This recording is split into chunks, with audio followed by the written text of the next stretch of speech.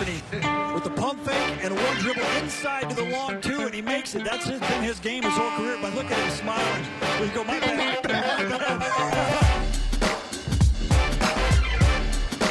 The long two.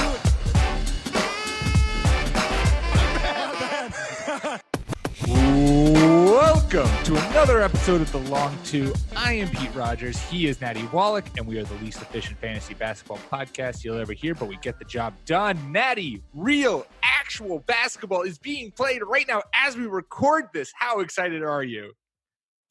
I'm all anxious. I'm all aflutter. Butterflies. It's crazy that the first game of the World Series is on the same. I know. You think that they would time that better? You think that all of the professional leagues would get together in one giant conference room and be like, hey, so do you guys mind if we block out this day as the start of the NBA? Cool. Which, as long as the World Series, we'd love to have Wednesday. I think that's a meeting that needs to happen.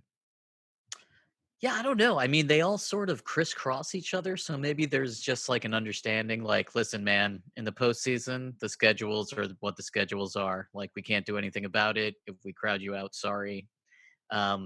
It'll be interesting to the game. So the West Coast game, the second game tonight in the NBA is Clippers Lakers, right? Yeah. So it would be interesting if that were the game that was matched up against the World Series, and then you like what the ratings would be, like who watched what. Yeah. But you know, Raptors versus Pelicans, especially sort of without Zion. Yeah, exactly. He's out. Ugh. Yeah.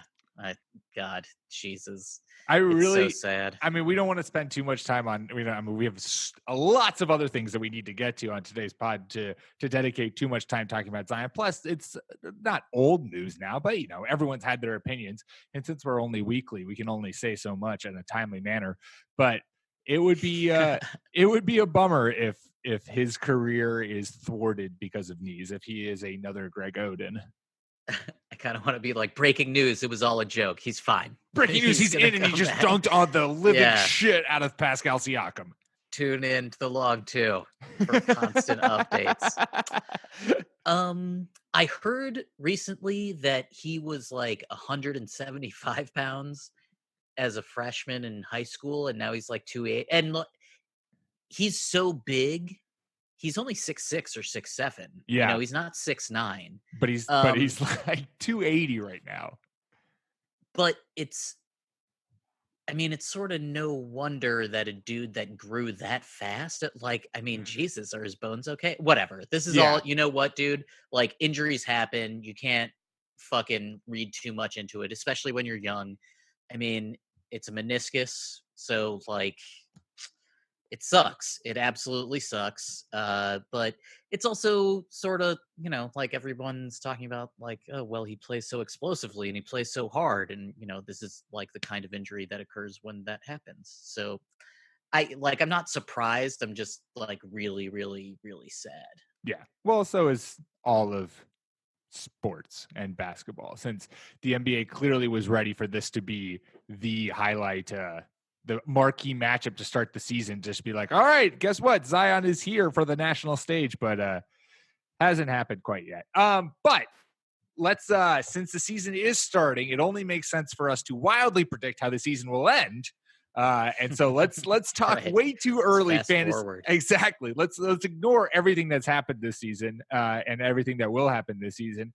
And let's talk way too early playoff predictions starting, and we'll start in the East. We'll go bottom to top. Natty, who do you have as your 8th seed this year in the East? Well, okay. Let me qualify this. I had this team as the worst playoff team. Like if it were just a 16 seed sure bracket, like this was the team that I thought would be the worst. And now I'm convinced of it because Blake Griffin is already hurt.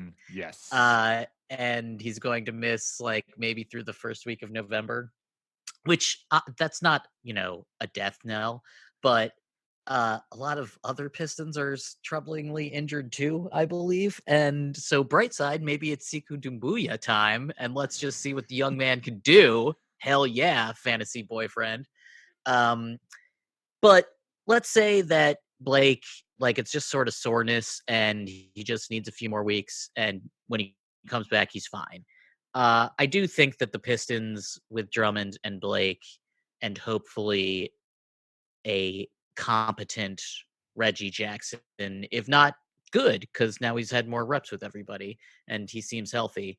I think that's a better trio than the other two teams that I had vying for it, which were Orlando and Indiana. I have both of those teams out of the playoffs. Wow. You have Indiana out of the playoffs. Interesting. I do. Okay. All right. All right. So you have the Pistons as But your I eighth mean, seed, as now you talked shit, yourself like that into seems it. so stupid. Like, like Blake's injured again, just like everybody thought he would be. So, like, why isn't Orlando in there? What I do think Orlando's better than Indiana because I'm not really sure that Indiana starts strong. And Okay. so, if that happened, I know they just gave money to Sponis, but like, you could see that team selling off spare parts pretty Sure. quickly. I think. Yeah. How about you? Yeah, my 8th seed, I'm filling a narrative here. It's a narrative that I've established on this You podcast. love narratives. I love narratives, man. I'm all about that shit. And this is the Zach LaVine scoring champion narrative who carries the Chicago Bulls into the 8th seed for the East this year. Sure. They're my 7th seed, so snap. I agree You definitely with you. agree I with love me. that team this year. Yeah, no, with Lauri Markkanen and with Wendell Carter Jr., I think that's a solid core of 3 players that you can then, and then Otto Porter Jr., he's still there, right? Oh yeah. Yeah. This is a legit. I'm now, my narrative has changed from Zach LaVine carrying this team to this team comfortably making it as the 8th seed, as they rightfully should. Well, I think that this team is really attractive right now. People don't really know the players nationally, and it's just sort of all of a sudden the Bulls seem interesting. They're all likable players, which I think really helps. They all That's seem key. cool. Yeah, and Jim Boylan, the coach, who at least I have made a ton of fun of. Everyone now is saying that he's like this really good coach. So we're in it. Yeah, so like let's see. The East is wide open, and I do sort of think that a team with a lot of talent and a high floor of competence, I think, is what we'll show this year. I think they're just going to get a lot of good practice and good reps against garbage. Yeah. And that's just gonna, help them. I don't feel like they'll, advance past the first round. No, but they'll make it into the dance, and that's what matters. Dude, and like Chris Dunn is there as a trade asset, and maybe you trade somebody else too. Like I thought you were going to try to make a pitch to me of Chris Dunn resurrecting his career, and I was like, okay, let's calm it down a little bit. That would help you with your narrative, right? Like That would a help redemption tour would be super cool. Like, what if Sure. Chris Knife Dunn comes back and he's like, "Fuck Kobe White. I don't know who this Tomas guy is. This is my team, and I'm riding until I die with it." That would be so great. I mean, like, obviously, fuck the Bulls forever, and they don't deserve to win anything ever again.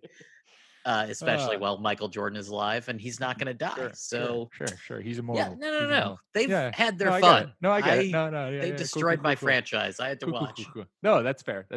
All right. So but anyway, they're my 7th team. Yeah, so you might as well say your 7th team. Yeah. So my 7th, I have the Nets. I think that we've seen this. I mean, this is a super young core who's played really well. And again, you're getting the same thing where Kyrie is getting introduced to this young core, and how will it all coalesce and work together? I think it's going to be more successful than the Celtics experiment. But I also just think that even the addition of Kyrie just immediately makes you a playoff contender, especially in the East. So I can't have them not finish in the top 8. Well, this is going along swimmingly because they're my 6th team. So, all right. Well, the 6th team is great transitions. My 6th team is the Pacers, so this makes sense why we're kind of one off all the way, because you have the Pistons sneaking in and knocking the Pacers out, and then I have the Pacers as a 6th seed. It's, obviously predicated solely on Victor Oladipo coming back healthy and being the Victor Oladipo we saw pre-injury, and faith in, another guy who we've talked a lot about, faith in Miles Turner taking that big step forward and kind of becoming one of these next elite, offensive scoring, defensive rim protecting bigs who are kind of taking over the league. Yeah, I think the team, first of all, I'm not sure I totally agree with you. I think if Brogdon grows into his new role, and I think if Sabonis and Turner work figure out how to work together, and I think that they can. I think that team could be pretty dangerous. Like, because that's three I dudes that have know them what as they're a doing 6. and are You don't pretty even good. have them in the playoffs. Don't correct me. Well, like, yeah, oh, you because I gotta. fucking don't think that's gonna happen. But I like also. I mean, God, the Pistons, sweet Jesus. They're just Anyway, this is the moral of the story is the Pistons as a Pistons fan, and I totally Mm. respect this move because it's hard not. They're just corrupting your whole Eastern playoff ranking, like your strategy, because you can't not because you're a Dude. Pistons fan, and I totally get that. And then when you God. try to defend other things, you're just like, fuck these Pistons. They're really messing with everything. I mean, I can absolutely give you the downside for every East team. It's really easy to do. Even the strongest team, which I think is Philadelphia, like they do have lacks. It's not Sure. really like holes, but like everyone underneath, I don't know, maybe everyone underneath Brooklyn. Like Brooklyn is a playoff team for sure. Definitely. They went there without Kyrie. Now they have Kyrie. Kyrie is better than D'Angelo Russell. Yes. If they don't make the playoffs, it is Kyrie's fault unless he gets injured. But right. like, but even that's if he crazy. gets injured, you've seen, I mean, because they Right. made it last year Yeah. without I mean, who was injured for them? Karis LeVert. Karis LeVert, exactly. Yeah. And he's back, and he was going to be an all-star before he got injured. Also go blue. And Taurean Prince is there, and he's super good. They still have Joe Harris, Brooklyn Who's, Joe. Got to hit those threes, baby. Dude, and if DeAndre is like committed to being a defensive force and like he has an understanding with Jared Allen, like you're Right. obviously young and the future, like we're going to share this. I don't know. I think that team has a lot of promise, and I live in Brooklyn. I watch a lot of Nets games. I do really enjoy the team. The mayor is one of my fantasy boyfriends, but uh, I just think that team fits well together. Mm-hmm. Like they have a dude at every position, and they're like in their natural position. Maybe Taurean Prince shouldn't be a power forward, but they have dudes. It's a well put together team. Yep. All right. Who's your 5th in the East?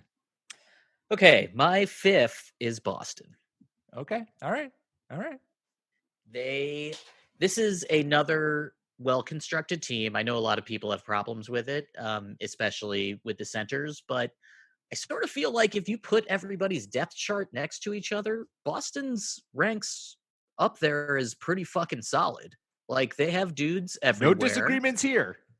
Oh, wow. Okay. Well, I mean, they have 3 elite wings, they have 2 elite guards, and they have 3 centers that sort of do different things. Mm-hmm. And as followers of this pod will know, I think centers are fairly fungible. So I think having different ones is a good idea. And, Brad Stevens is supposed to be a good coach, and the Eastern Conference is supposed to suck. And they didn't lose anyone except the dude that everyone blamed for torpedoing their season. So why the fuck shouldn't they be good? Right. Yeah. No, and I think, I mean, you were talking about it a little bit earlier. I think that the top 5 teams, I think so. When I give you my guys, you'll obviously have some bias. You'll be calling me out on some things. But I just want to clarify and say that I think once you get past like the Pacers in my rankings, but the Nets for you, just that past that 6 seed, I think 5 through 3 will be all kind of like battling it out just to get final position, final seeding leading up to the playoffs. And then there's a clear 1 and 2. I'm going to say that as a qualifier. I have the Raptors as my fifth seed this year in the playoffs. First of all, I mean, just to prove my point, they're currently losing to the Pelicans at halftime. So, I mean, need I say more? But I think that again, this is really tight. The 5th, 4th, and 3rd seed for me is all really tight, and I think the Raptors are still a very good team, and I think that there is a lot that they have to offer, and they have a lot of young guys who they're going to be. I mean, basically, it's Pascal Siakam. This team rides and dies with him, and so it's how much of a step can he take in his 3rd year. And they have a lot of young guys there, and then they also have like 3 old dudes that know what they're doing. Right. Marc Gasol has played a lot of basketball over the past year because, he played FIBA right after playing through the finals, and um, it's a little bit I would just give him like the first couple of games off, but whatever. Um, this team is vintage Toronto, by which I mean that it's well put together. They're good players, and you could see them making a trade to get better, but you could also see them dismantling it right Right. away, Right. as soon as If, they if possibly it can. goes south, they could just be like, all right, we're selling everything and we're going to build, we're going to now become kind of be a lottery team. And they even have them taking a chance on Stanley Johnson was really smart because he and OG Anunoby can hopefully they're just good defensive wings, and if their offense develops, then it's just found money. Right. It's obviously not the best team I've ever seen, but if Siakam gets better or even just maintains, and you get anything from the other dudes, like FVV's still there, Kyle Lowry is a fucking badass. Serge Ibaka is still there. They have dudes, and they can definitely make a trade. I have them as my 3rd seed. Yeah. Okay. Who's your 4th seed? Okay, my 4th seed is the Milwaukee Bucks. Oh, hot damn. Cut that Yeah. out. We're going to paste that on the Twitter sphere to cause a ruckus. Yeah, so I don't think our 1 and 2s are going to be the same. I don't think so either. I fucking hate this Bucks team. I really do. I'm so upset at what they did. And what they did was sign George Hill to a contract that they didn't need to do. And that's what has really fucked them. If they hadn't done that, then they probably could have kept Brogdon and it wouldn't be a big problem at all. And it's not that Brogdon is this world eater who guarantees you a good team. It's just that he fits so well. And because he's very good. He was arguably Sure. their 2nd best player in the playoffs. I mean, you could make that pitch. Dude, it's like if I told you that their team was Giannis, Chris Middleton, and Malcolm Brogdon, would you have Chris Middleton as the 2nd best player or Malcolm Brogdon? I'd have Brogdon. Yeah, me too. I just feel like he, I don't know, fits next to Giannis much better. I mean, Chris is really, really good. I feel like I've been shitting on him just because I would prefer to have Brogdon. He's really, really good. I'll say Chris Middleton haunts my nightmares as a Celtics fan because it feels like every time the Celtics have played the Bucks, Chris Middleton just becomes unconscious from downtown and hits 30-footers with ease and regularity, which is just crippling to me. Yeah, some dudes just get up for certain teams. It's really funny. Or they just sort of fit well against them. Milwaukee, I just don't think that they got better. And I think that their main competitors, especially Philadelphia, did. Yeah. No, that's fair. And not for nothing, but if any one of their quote unquote starters, not counting Giannis, but all the other dudes goes down, that team is going to get fucking in trouble real fast. Yeah, that's fair. My 4th is the Miami Heat because Jimmy Buckets is going to go on a fucking murder spree and carry this team as far as he can to prove that he is once and for all a top 15 basketball player. Yeah. Plus, I like how this team is constructed. I think that this is actually a pretty good team, and I'm just enthralled with and we've talked about how much we are excited for the Jimmy Buckets revenge tour, and I think it's going to be here in full force. I think it's so funny that as soon as he got there, he's practicing at 3:30 in the morning, and then the Heat start punishing players for not being in shape or for Dion Waiters got in trouble for being pissed off the other night. How long is Jimmy Buckets and Dion Waiters going to be on the same team together? Well, I sort of thought it was funny because if I were the coach, I'd kind of be happy about that because he wants to be out there and he wants to fucking play. And it's I'm Dion motherfucking Waiters. Let me go play. Don't freak out, but whatever. It's I want it to work out because I think Waiters with Jimmy on the court at the same time would be amazing. But I think I don't know where he would go or what you could get for him. But I think Miami is going to make several trades, Oh yeah. and I think they're going to be really, really good, and that's why they're my number 2 seed. Holy shit. Yeah. All right. Before you give me your third seed, because we've already talked about my third seed. I have the Celtics as my third seed. And the only thing I will say for them is just the fact that you now have basically recreated in my mind. This is the narrative. I love my narratives. I'm telling myself. You've recreated the Isaiah Thomas days where there aren't egos, there aren't players you need to like change your offense for. That this is but a better version of that, where this is basically Brad Stevens has open reign to create whatever he can on offense with litany of good players. Hopefully you have Gordon Hayward is now even a year removed from his injury, so he's going to be more aggressive and better and just wanting to prove that he is still a basketball player. Kemba Walker is going to facilitate this offense and want to show that he can take a team to the playoffs and have playoff success.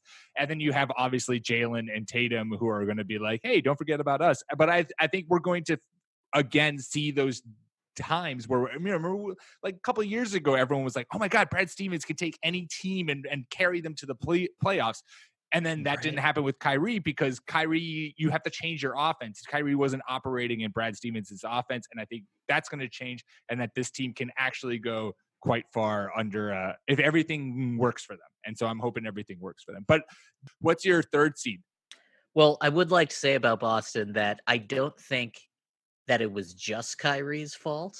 No, it's Terry Rozier, and he's out too. Right. It was Al Horford's fault. It was Al Horford. God damn it. What a fucker. No, I'm kidding. I love you, Al Horford. But, you know, like Tatum's decisions contributed to the dysfunction, and Jalen, you know, his offense, it was like a bunch of different things happening at once. And I think that sort of tends to happen with younger teams because all these dudes are trying to find out, not Kyrie, but like Gordon Hayward is coming back from injury. He needs to rediscover himself. Like the young dudes are trying to figure out who they are. Al Horford is there being like, maybe I don't want to play center. It's a team that has a sky high ceiling. Like I don't think it would be crazy to think that that team could make the finals. Mm-hmm. I really don't. Like they'd have to get a better center, but I think that it's totally possible if everybody's playing at peak. But anyway, so okay, my 3 was Toronto, and then my 2 is Miami. So who's your 2? Okay, you have Miami at 2. I love it. I have the Sixers at 2. And I just think that we've talked about injuries. That's always a risk with this team. And again, like I love my tiers. So I'm thinking like 8-6. I mean, really like probably 10-6. It's any one of those guys can make it into those bottom 3 seeds. I think 5-3, those can be any order. And I think 2-1, those can be any order. Clearly you don't have the Bucks in that tier, but I have the Bucks in that tier. I think that just load management, and I think that this team is still extremely good, but it all lives and dies by how far Ben Simmons can score. They are my number 1 seed, and here's the reason why. I think that they looked incredible last year with basically Simmons not shooting and Embiid being sick and not really being used right in the playoffs, in my humble opinion. And then shooters and Jimmy Butler. Like, I think they sort of have replicated that to a certain extent. I love Josh Richardson. It's so cool that he's on this team. God, it's so cool that he's on this team. Everybody knows that we love Toby. And then you have Al Horford, who is like him and Embiid are Giannis stoppers. Like that's why Philadelphia wanted Horford. Totally. I mean, he's also an incredibly good player and will be great on that team. But they wanted him for a very specific reason. Like you are here to play the Bucks in a 7-game series. Right. And they have a lot of defenders, but they also just have a lot of length and height. Like they're enormous. They can switch it up on defense. It doesn't really matter. I think Josh Richardson is maybe the shortest dude in the starting five. There's been a bunch of talk about Matisse Thybulle. I liked Zaire Smith last year when he was drafted, and I think he'll be a good addition this year. I don't think that they'll miss JJ too much because I think that Josh Richardson gives you more on defense than JJ Redick did on offense, if that makes sense. Yeah. So I just think it's, man, it's just a really well constructed team. I think Simmons will be better. I think Embiid will be better if maybe he doesn't play as much, but maybe he does, man. Maybe he's one of the pissed off players. He's like, fuck this. I've heard what everybody said. Like, I'm going to play 34 minutes a game and you can eat my ass. Because, like, Al Horford is the old dude. Like, maybe he needs his minutes capped, you know? So, I don't know. I just really love Philly. And I think that their defense, like, it could be pretty fucking good. Like, you know, it could just be super. I mean, 2004 Pistons good. Right. Just because like, everyone has enormous. length and they can just switch everywhere. And it's, you know, who else has a starting five like that in the East? No, it's fair. Can I make my quick pitch for why the Bucks deserve the number 1 seed? Yeah, of course. Cool. I mean, that's, you know, I mean, they have the MVP. The only thing I have to tell you, the only thing I need to tell you is just that Giannis averaged 27.3 points in the preseason on 23 minutes. What if Giannis is better? Absolutely. Absolutely. Except his team is worse, and what if he misses some games and like maybe they don't make a trade? I don't know, man. I'm so bummed out with this team. I really think they misfire. I don't know why I dislike George Hill so much. Maybe, and I just don't care about Eric Bledsoe. I don't know. That's fair. Eric Bledsoe, you don't need to care about. But Giannis, 27, 12, 3, 1 block, 1 steal, and shot 36% from 3 in the preseason on 23 minutes. Like, dude.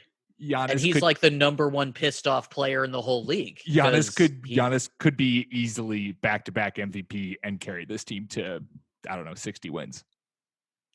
If he wins back-to-back MVP, okay, like he's also an incredibly good defender. Mm-hmm. If he won MVP and Defensive Player of the Year, I forget who the last person to do that was. That Hakeem?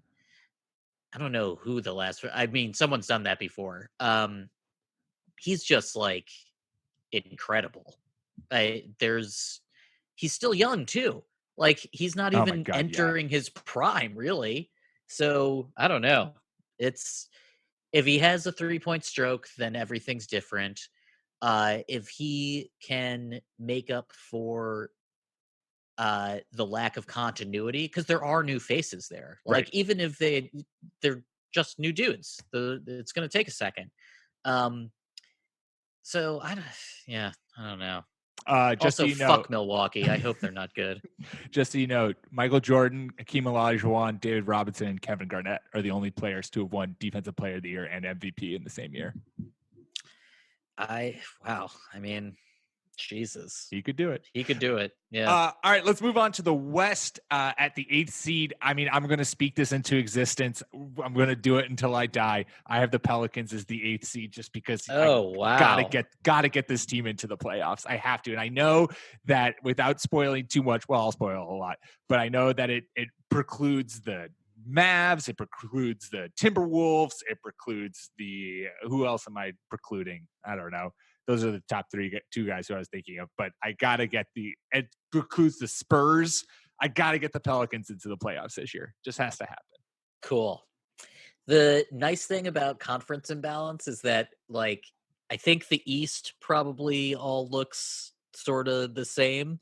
At least, you know, the top 10 teams, but there's like 13 good teams in the West. It's crazy. Oh, yeah. Yeah. So who's your 8?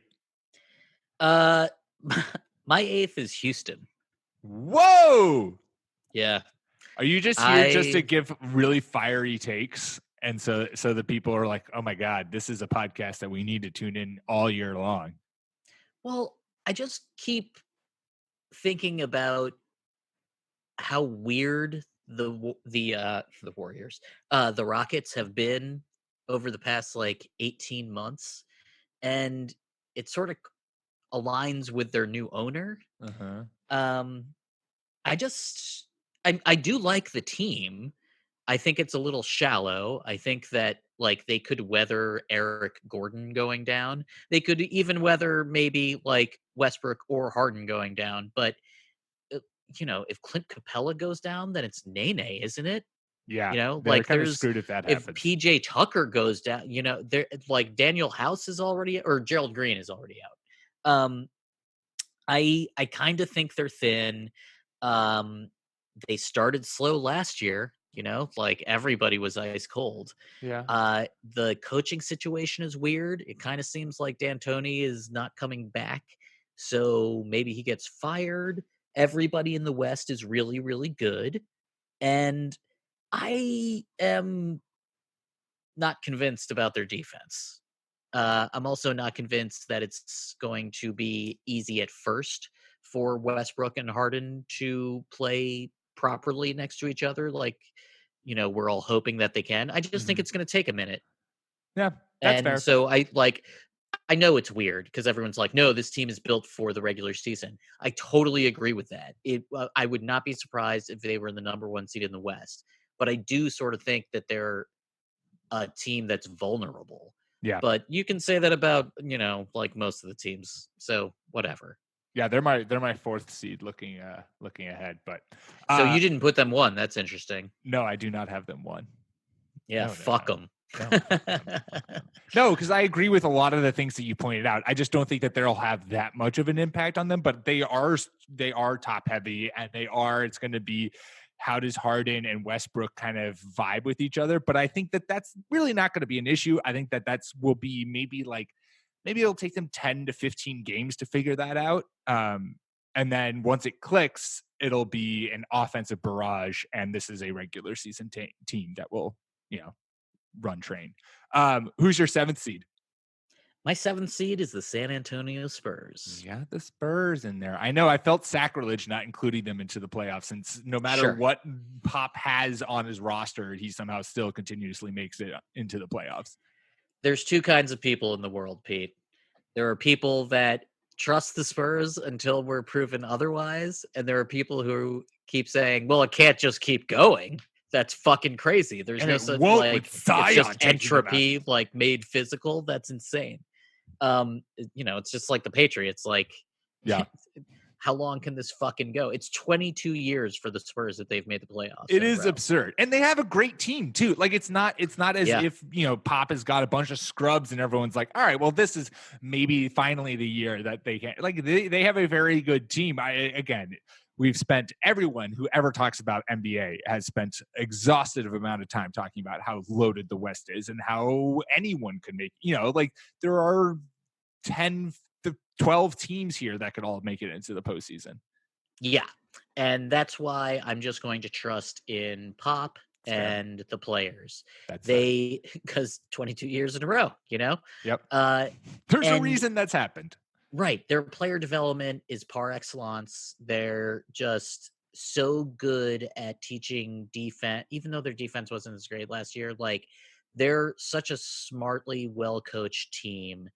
Their 3-point thing is a zag when the rest of the league is shooting threes at a much higher clip, but they become an average 3-point shooting team in terms of attempts when DeMar DeRozan and LaMarcus Aldridge don't play. It's just like when they're playing, they're going to get their shots, and their shots are mid-range and in the paint. But when those dudes aren't playing, then the Spurs or at least last year, they shot threes at one of the highest percentages in the league. I was just about to say that, because calling out your 8 sleepers article on faketeams.com, go check it out. You mentioned the fact that the Spurs, while shooting the fewest 3-pointers, had one of the better percentages from downtown. Yeah, Bryn Forbes is starting for them, and he was one of the most efficient 3-point shooters last year. And they don't have Davis Bertans anymore, but if that breaks your team, then Then was it maybe really you're a team to right. begin with? I mean, Maybe I your team like needs to be better Bertans. constructed. He's on my watch list in fantasy for sure. He Mhm. could get minutes in Washington too. I like him. But the Spurs also have dudes. Their guards have enormous fucking wingspans. It's nuts. And I just think that their defense is going to be a lot better.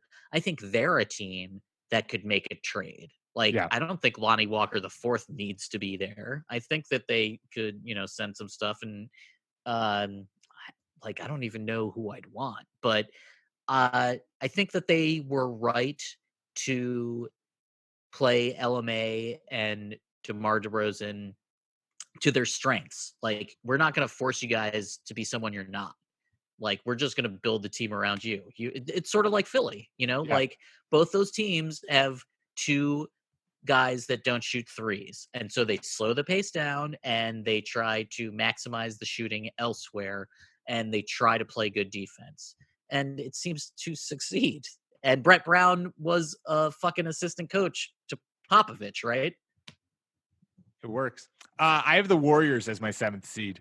Just can't. The Steph train does as much as it can, but I think that without KD and a very talented West, with Klay Thompson missing a good portion of the season, that they won't Sure. have a bad year, but it just won't. They won't be their usual selves. I believe in them a little bit more. I'm giving them the 4th seed, but what everyone is saying is true. It would be crazy to be like, no, they're just fine. Don't worry about it. No, they're great. They're great. They're going to be the number 1 seed, and they're going to make it. Plus, I am fully on board with once you've played whatever 5 finals in the last 5 years, that weighs on you. That's exhausting. That's like a whole extra 2 seasons of basketball that they've played over the last 5 or 6 years. And they went to the playoffs the year before that. Right. So and there's been international basketball while that's occurred, I think. But I don't know if anyone's played. Anyway, they've played a lot of fucking basketball. Just like LeBron, who went to 7 straight finals, or was it 8? Whatever. It's just crazy how much ball these guys have played. The thing about it, though, is that Steph and Draymond, you got to protect your rep. Like, they can't take the year off. Like they won't. They won't. I mean, I just think there's just a very talented West that they're surrounded in, and they don't have quite the pieces that they once did. Absolutely. And like for them to get the 1 seed, I think it would probably take Draymond being Defensive Player of the Year and Curry getting the scoring title, maybe MVP. It would just and like stranger things have happened. It's like, oh, Steph Curry and Draymond combined to form an incredible tandem that knows how to destroy the entire league. Yeah. Like, Steph still has the most threes, I think. So, yeah, I believe in them like a little bit more, but that's just because I believe in the other teams a little bit less, I think. Yeah. Well, I have them bowing down to to a better front court, in my opinion, just especially with Klay out. As my 6th seed is the Trailblazers, because I have a hard time arguing. Oh, nice. Yeah, I have Portland as my 6th seed too. Nice. There you go. I feel like that's just like when I was doing this, I was just like, all right, cool. Trailblazers at 6. That just feels right. And I don't know why, but that's just plug it in there. You're like, yep, this feels like where they're going to finish. And they'll be a great regular season team that will come into the playoffs frisky, maybe can throw a little bit of take a series or make the series a little bit exciting, but ultimately probably won't make an actual finals push. It just sort of seems like they always outperform their expectations, though. It seems a little bit weird to underestimate them now that we've seen what they can do. Like, never count out Dame, Yeah. But I of course agree with you because they're my 6th seed. You're 6. I really don't think that I'm just not a Whiteside guy, like, but you don't think that a team with Hassan White, if he plays like he did when he was trying to get a contract 3 years ago or whatever, then yeah, great. Absolutely. But you could also see the him getting Cantor minutes and bringing more defense and still rebounds and offense that Cantor had, and being able to thrive in that role. Like I don't necessarily feel like he's a step down from what they had with Enes Kanter towards the end of the season. Okay, sure. And I love that they got Kent Bazemore. I think he's a Mhm. really good Yep. addition to the team. Um, they don't really have like a proper power forward, do they? But whatever. That's who cares? That's semantics. Like, yeah, who gives a shit? They're another team that needs to make a trade. I think they could be super deadly if they get the right dude. I don't know who that dude is. Um, and, I felt bad about not putting them in the top 4, but that's, because I have Golden State in the top 4. Yeah. So, yeah, I don't know. Portland I don't think that they got that much better, even though I think in a vacuum, I'd rather have Kent Bazemore than Al Farouk Amino. Yeah, that's fair. All right, before we go on, we're going to take a quick ad break. All right, we are back. I have the Lakers as the 5th seed. What do you have at 5? I have the Utah Jazz. Ooh, see, I'm a little bit higher on the Jazz than you. Okay, sure. I have the Jazz. They're my 3 seed. Yeah.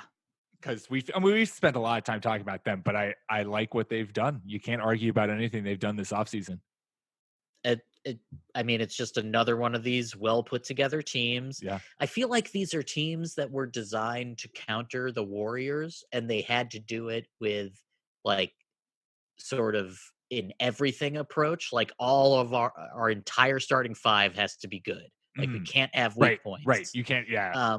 At least in our starting 5, if the bench is thin, like whatever, it won't matter as much in the playoffs. We need 5 dudes because they have 3 fucking Hall of Fame, or maybe 4 Hall of Famers over there.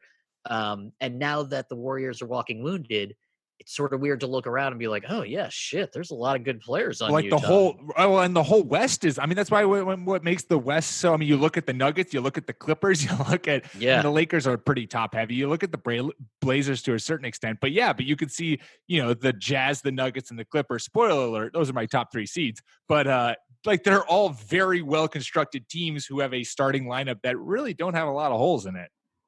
Dude, the Oklahoma City Thunder have 3 really good fucking players, and if they were in the East, they would be a playoff team, fucking problem. Thank the God. Sacramento Kings you were about to tell me nice the team. Thunder were your top 3 in the West. I was oh no, Natty. I was like, no, they're gonna make a great trade. Don't worry.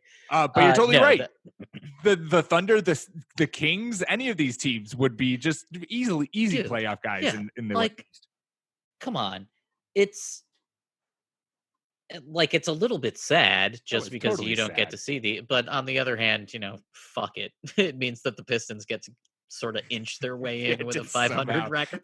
Yeah. Crazy bastard. Totally. Playoff games. Keep telling Let's yourself fill those this. seats. So the Lakers, my narrative there is just, it's just injury. It's monitoring minutes. It's taking time for everyone to get in sync on the same page. It's also the fact that outside of LeBron and AD, who does this team have? And if either of those guys get injured, D12, D36 now, or whatever his number is, 39. It's not nice good. Job. Wipe away the tears, Dwight. Jesus, not a great number choice, Dwight. He's so old. He's wearing his age on his shirt. He's such a gray bush.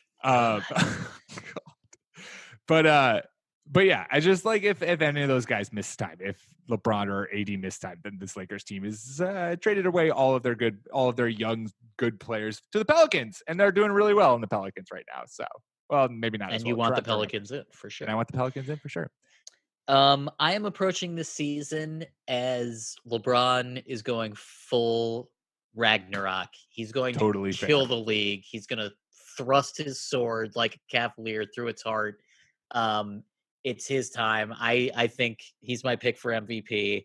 I think he's just going to fucking destroy everybody. So I am approaching the season as he will be healthy all year and he will play at least 70 games. And because of that, I think that they will be the number 2 seed in the West. Yeah. I think that you can't argue with a pissed off MVP LeBron having the Lakers finish anywhere outside of the top 3. Like, I think that they can sort of weather having Anthony Davis. Like, the team makes a little bit more sense than it did last year, but Kuzma's already injured, and if the Dwight, JaVale McGee, like what I think they're going to try to do, their coach now is Frank Vogel. Frank Vogel used to coach the Indiana Pacers, and he's the guy that was coaching them when Roy Hibbert was a super good center and then fell off the face of the earth. But what they did is that they would sort of play old school and like try to get everybody to like drive the offense towards the center, towards the rim protector. Like they wanted Roy Hibbert to be the end dude. And I think that's what the Lakers are going to do. Like that's why they have 2 dudes who are pretty good shot blockers in Dwight Howard and JaVale McGee. And I think they're just going to try to push guys to them and, you know, dare them to try to shoot over them. Their perimeter defenders Well, and they also have could Anthony be pretty Davis, solid who's a pretty with good Avery shot blocker too. Right, yeah. That guy's exactly. average. Fucking Danny Green is there. You know, like they have pretty That's good true. defenders Green. at like who do what they do. Yeah, Danny Green's great. Like he's a totally important player for this team. Yeah. If he goes down, they might really be in trouble, strangely. Isn't he already banged up? I mean, everybody going to China was so fucking stupid. That was such a dumb idea. Like, yeah, let's just go do this and then go into the whatever. Anyway, I just think when LeBron's healthy, he's still the best player in the league, and you know, that's fair. That's why they're my number 2. All right, so number 4, I had the Rockets. You had the Warriors. We don't need to talk about those guys. Number 3, I have the Jazz. I'm assuming, unless you are just a crazy man, I'm assuming you have the Nuggets as your 3 seed. Indeed, well done, deduced. I have Good a master job, deducer, detective. Which means we both have the Clippers as our 1 seed. Let's start talking Nuggets because I have them as my 2 seed. You have them as your 3 seed. We have spent lots of time talking about this team. Most people have, because this team from top to bottom is very, very fucking good. Yes, for sure. For sure. And if Jokic even sniffs anything near a step forward in progression, then like this team can be, I think there's easy. I would see this team much in my head. I think it's far more likely they finish as the 1 seed than they do the 3 seed. Just because I think if this team is so deep, there's so many talented players on it that even if players get injured, they have guys who can very effectively fill those spots and they won't miss a step. I also feel like they want the number 1 seed, and like the Clippers don't need the top seed. Right. You know? So Denver, like it's strange to me to think that Jokic won't score more. Like, why wouldn't he? He's just like a year older and a year better and a year smarter. I think his assists could actually go up, which would just be staggered. Can he average a triple-double this year? I don't think so. I don't think so this either, reason. but it would be fun.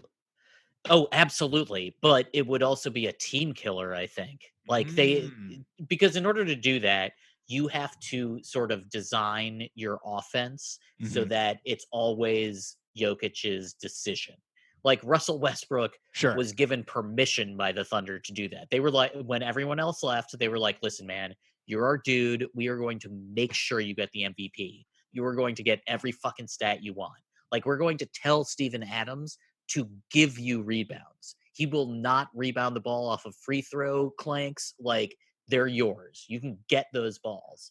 And people are talking about, like, Steven Adams, his rebounding rate should go up this year, which would be really funny. But it's, there's no bad position on the team. They don't need Paul Millsap to play 80 games because they have Jeremy Grant. So they can keep him fresh.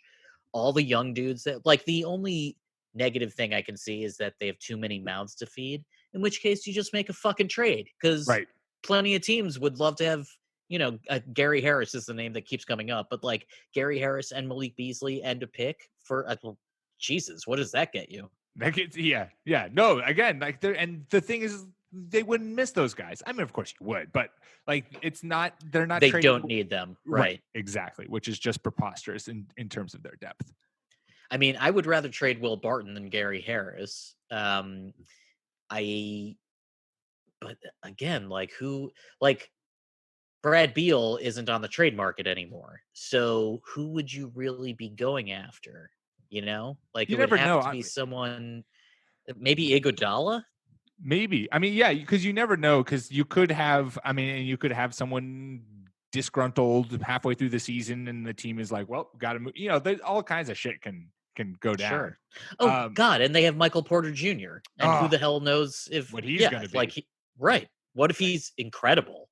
This what team if he's is loaded? This team is it's so fucking nuts, loaded, dude. Like they should just get an award for being the coolest and just the best and the most well built. Like, good for you for building this team. The Clippers also deserve this award because the Clippers also like perfectly built this team, and I also perfectly nailed that transition into talking about the Clippers. You really did. Although I have this to say, I would rather go to a Nuggets party than a Clippers party.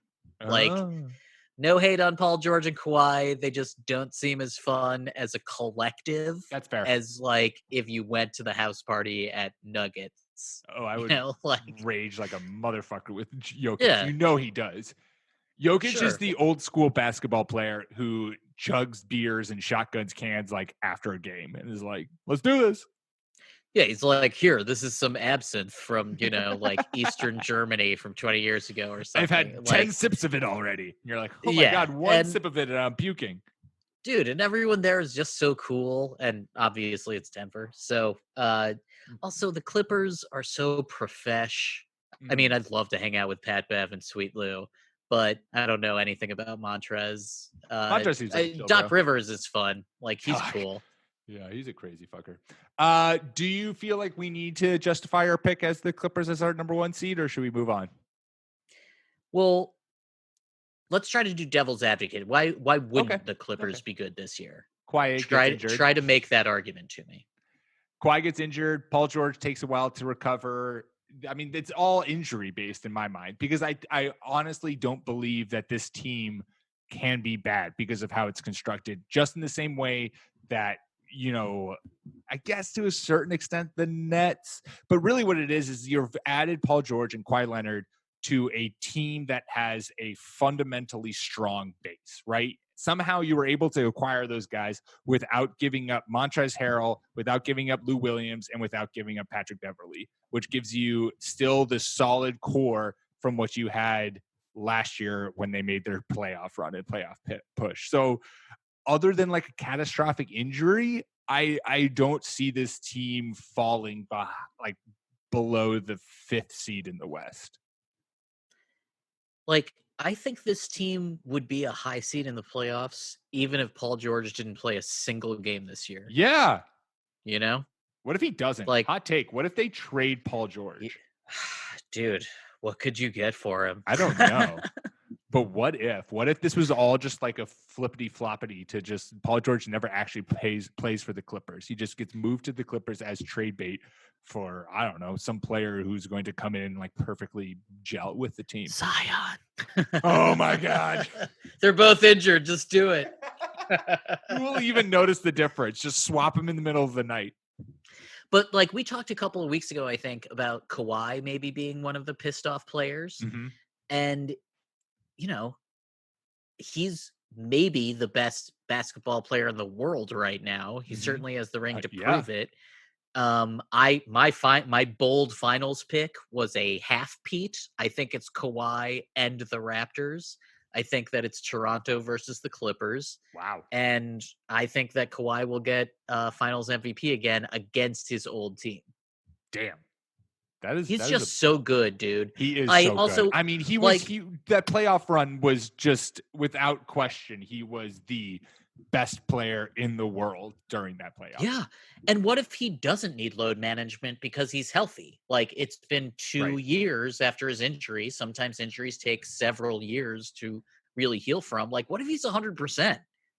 Watch Yeah. out, NBA. Jesus. I like how this give me devil's advocate of how the Clippers will suck just turned into us praising the Clippers more. And it's also sort of like a fuck you to Paul George, who is also an incredible player. When Paul George is out on the Paul court, George. you have one of the best two-way players in the NBA. And that's two dudes that can also like guard Giannis and credibly guard LeBron and, guard Harden. Like, I think one of the reasons that we both have the Clippers is that we just think that they can neutralize the advantage that other stars usually have against teams. 100%. And on the flip side, there's only like they can cover the best players in the NBA, and on the flip side, it takes the best players in the NBA to cover them. Yeah. And so, if they're playing Giannis, it's an even battle. If you're playing literally anyone else, Kawhi's winning that matchup. And they are another team that is designed to have 5 good players at once because that's the only way you can beat the Warriors. Right. Except now there's no real Warriors. So instead, you have Pat Bev, who's one of the best defensive guards in the league.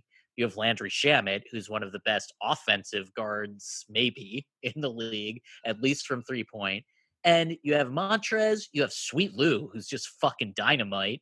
And they can make trades. Like, they have Ivica Zubac for no reason, don't they? Because the Lakers are the Lakers. God damn right? it. Like, you don't need that dude. You, flip that motherfucker like it's flapjack. Like, God damn, it's crazy that this team, which we haven't seen play yet, seems so certain to be so good. Yep.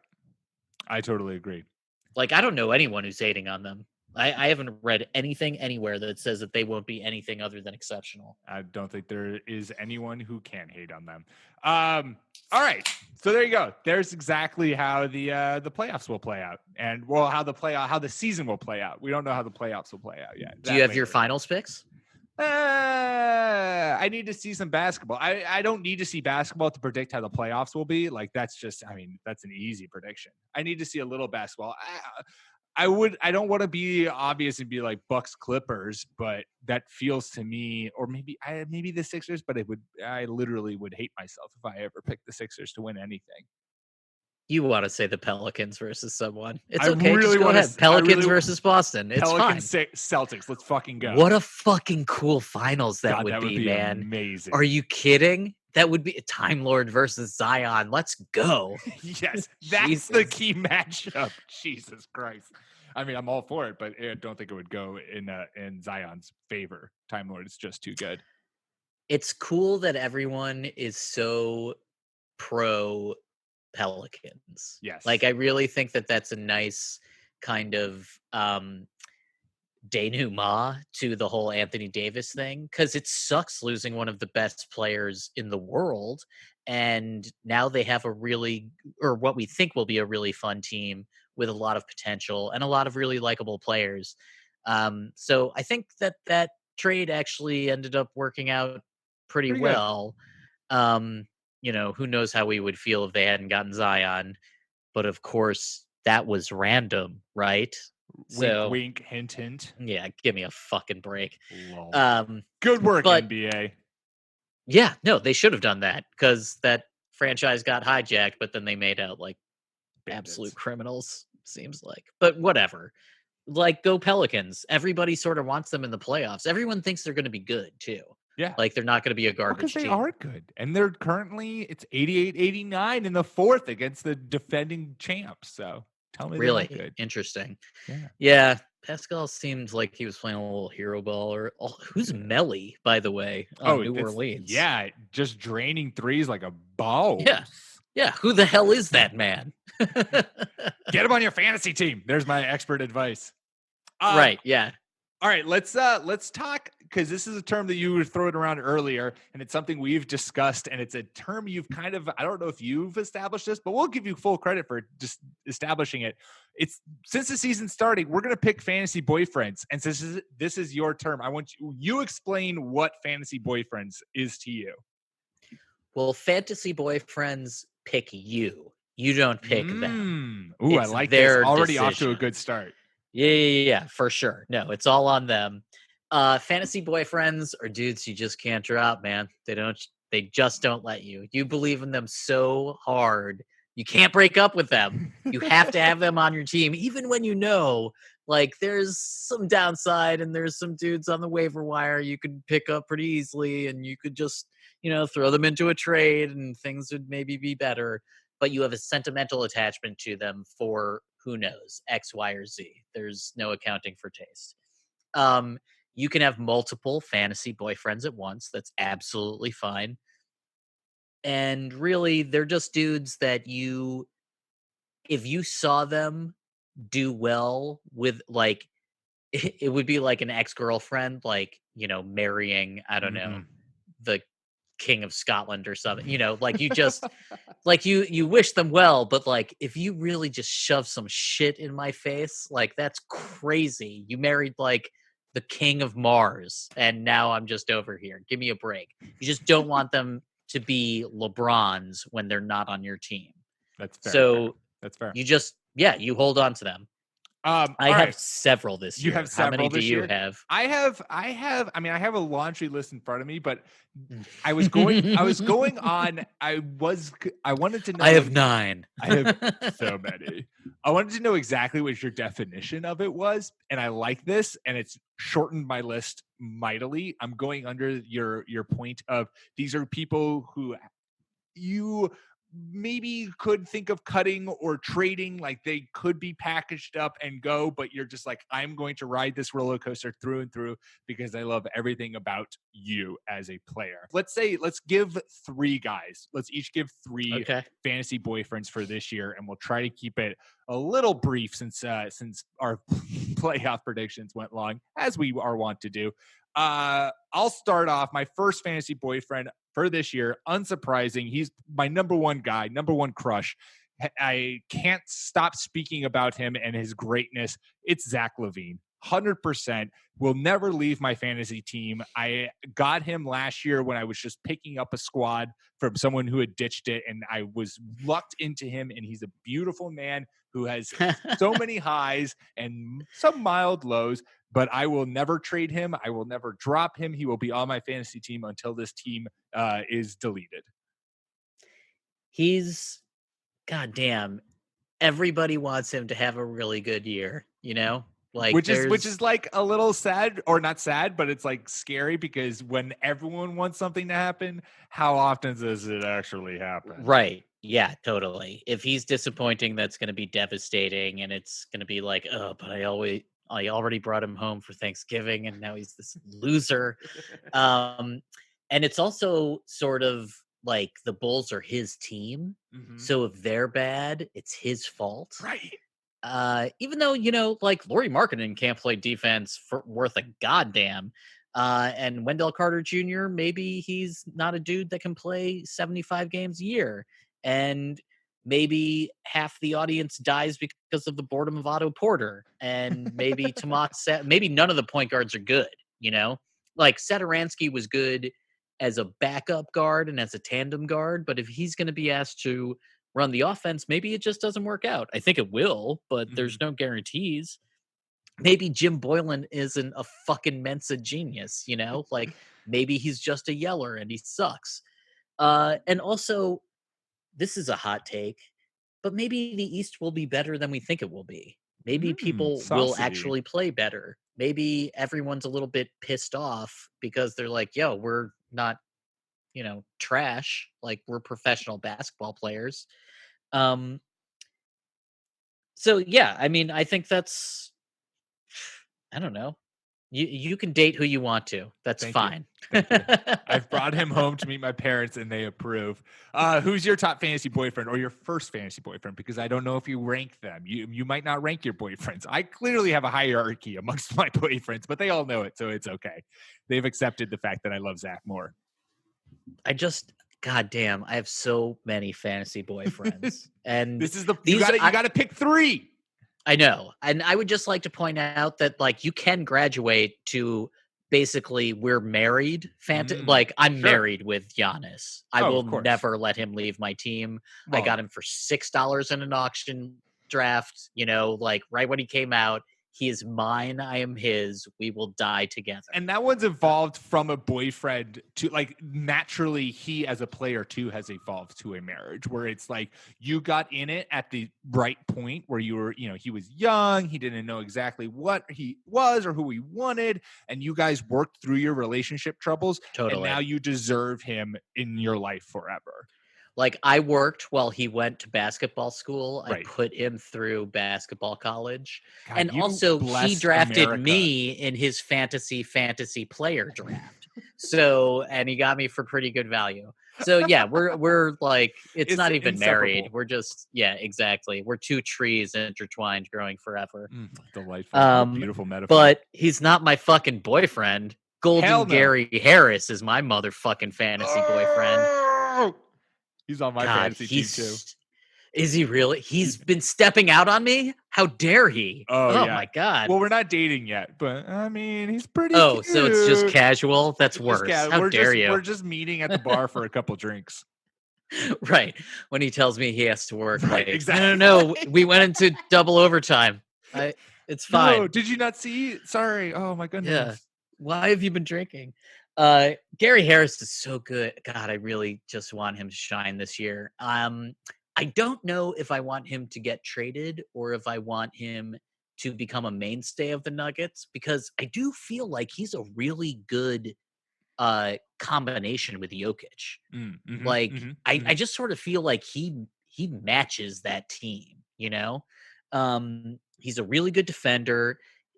His efficiency was great a couple of years ago, and then he was injured.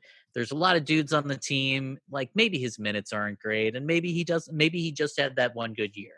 But I believe in him, and if he can do better than he did 2 years ago, then he might be an all-star. Yeah.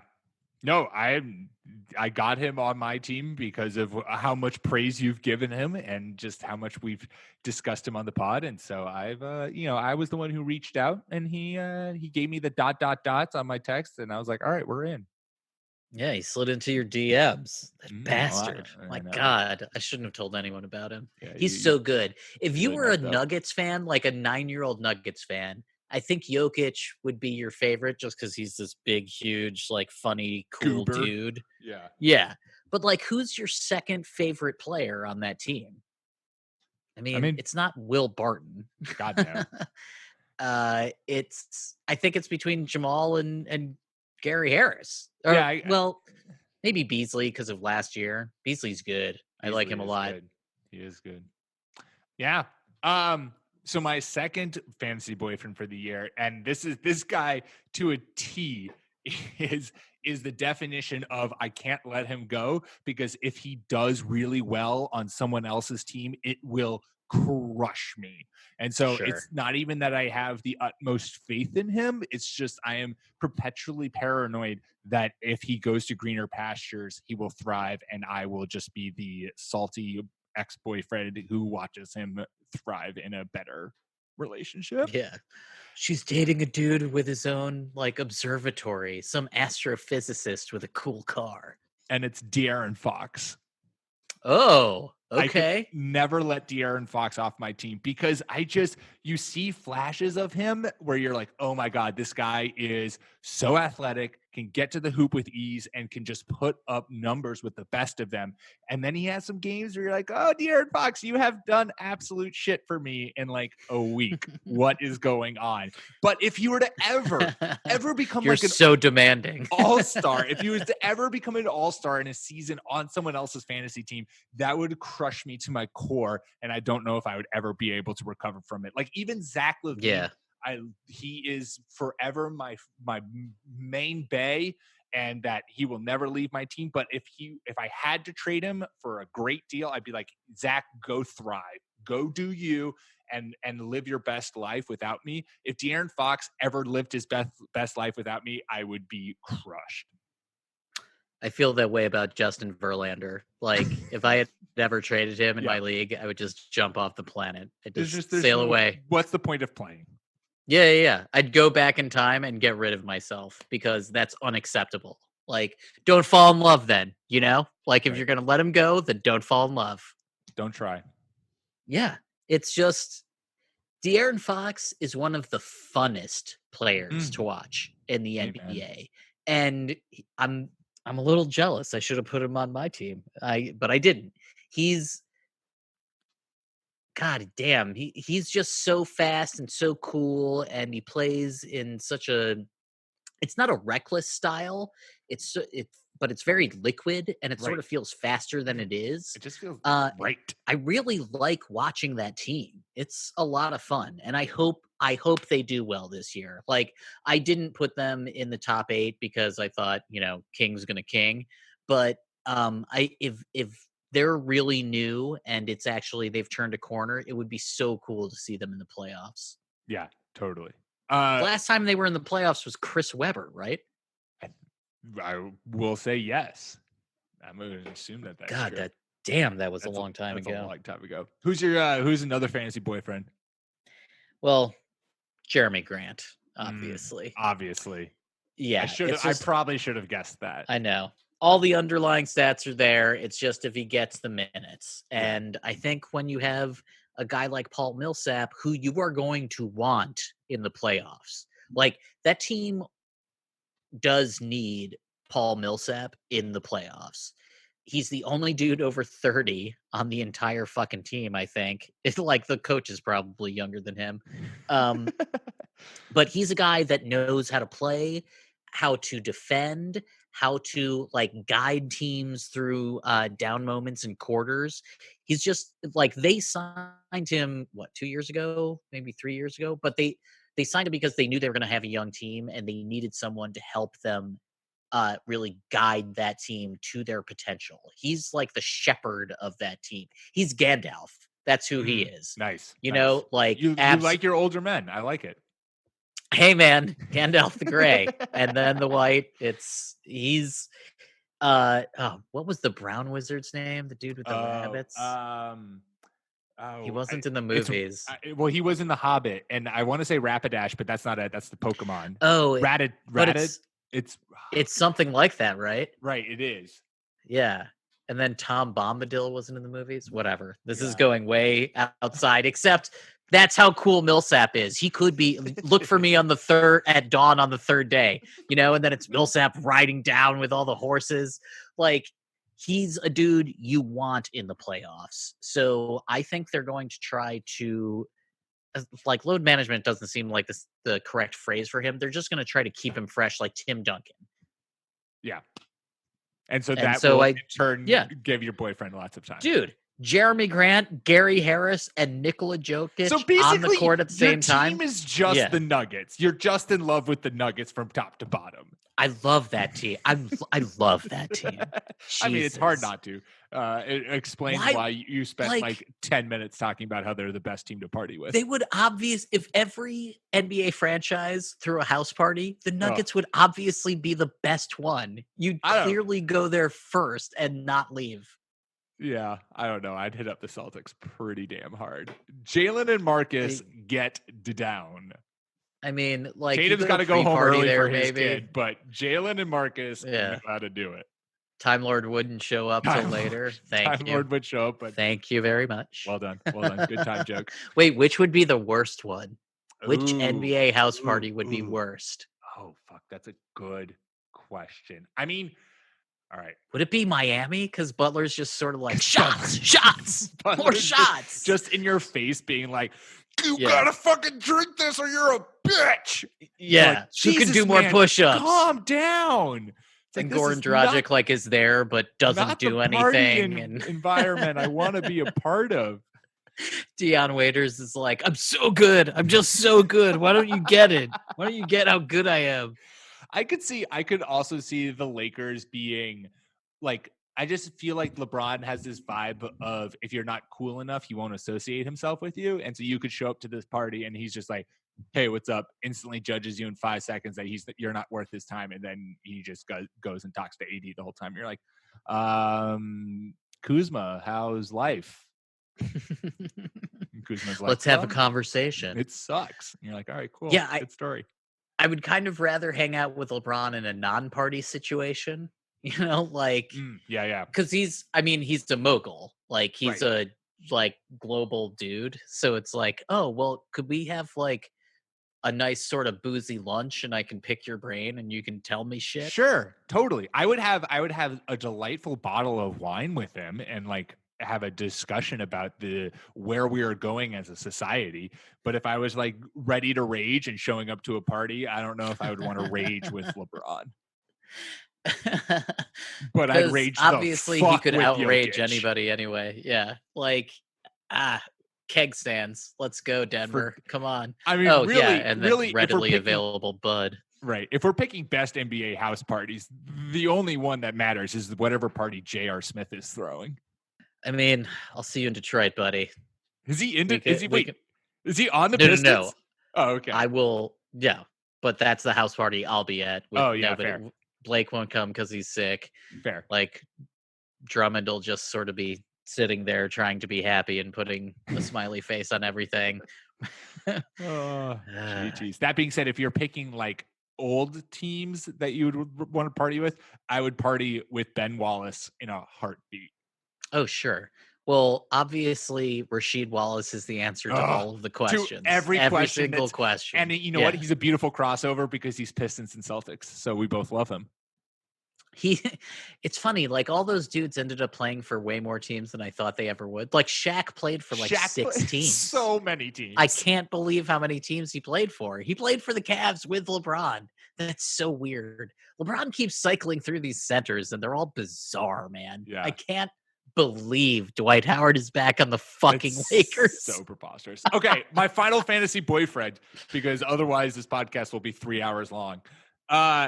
I just want to say he's not my fan. I don't want to put him in this list because I don't think it's deserving, but I do think I have a marriage developing with Luka Doncic since I had him on my team last year and I got him right as his rookie year. And so I feel like I could have what you have with Giannis, but I won't pick him as my fantasy boyfriend for this year. My fantasy boyfriend for my third one is I'm taking even another definition of boyfriend. This is a relationship that I just keep kind of finding myself in and just being like, oh, sure, I guess we can start this up again because why not? Larry Nance Jr. just kind of keeps appearing on my fantasy teams, and I'm like, I don't hate it, and I'm kind of down to see where this goes. I think the thing is like he gives you boards and steals and occasional scoring, and so you're like, yeah, I could use those things, and so I'll keep you around and see where this relationship goes. That's so funny. You move to Ann Arbor and you immediately make like a suburban pick. I just want someone who's solid and is attentive to occasionally get me nice steady things. Job. And he doesn't need to be there all the time. He puts the toilet seat down and he remembers anniversaries. Larry Nance Jr. just always appearing in my life. Dude. He sort of got a raw deal because he's definitely better than his rep in the national zeitgeist for basketball. Like if the Knicks had him instead of the 3 backups power forwards that they have. Julius. Jesus Christ. Or even if he was starting somewhere else, like if he was on the Wizards instead of Davis Bertans, I think the Wizards would be like, yo, he looks really good. I'm kind of glad that Larry Nance is here. He's a good player. I would like it if he was on my team. I don't know what the Cavs are doing, as I think we talked about this a couple of weeks ago, but like they don't have a small forward other than Chidi Osman. Yeah. Like they have a bunch of point guards. It's a good team building. And a bunch of bigs.